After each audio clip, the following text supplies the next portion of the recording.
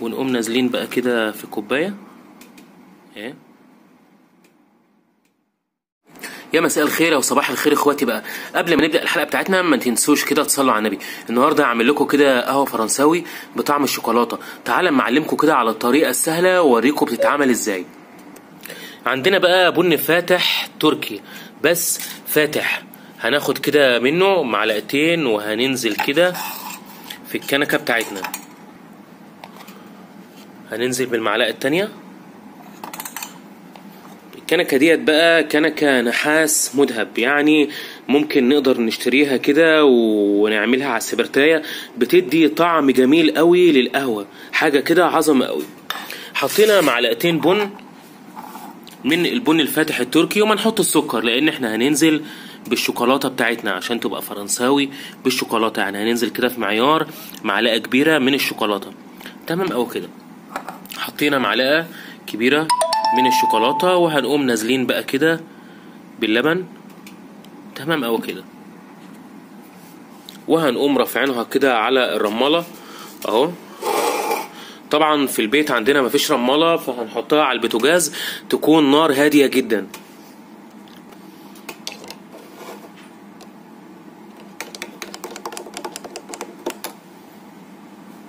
حاجه كده عظمه قوي. ولو في سبرتايه طبعا يعني يكون احسن، لان السبرتايه بتطلع القهوه بتاعتنا طعمها جميل، الطعم والريحه حاجه كده عظمه. وهكذا الرماله، يعني الرماله شغلها كله بيبقى قهاوي، فبتطلع القهوه بمنتهى الدقه، يعني بتطلعها تحفه، يعني بتكون مستويه وجميله. بس اهم حاجه حتى لو هنعمل القهوه بتاعتنا من غير لبن نعملها على ميه بارده. وطبعا اللبن اللي انا حطيته لبن ساقع جدا علشان يسوي معانا القهوه بتاعتنا. نفضل نقلب كده على الرماله اهو على النار، يعني في البيت. قهوه فرنساوي شوكولاته هي خلاص قربت تطلع اهي.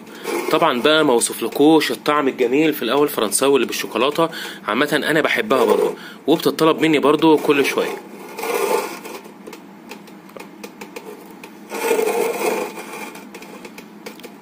هي كده تمام خالص.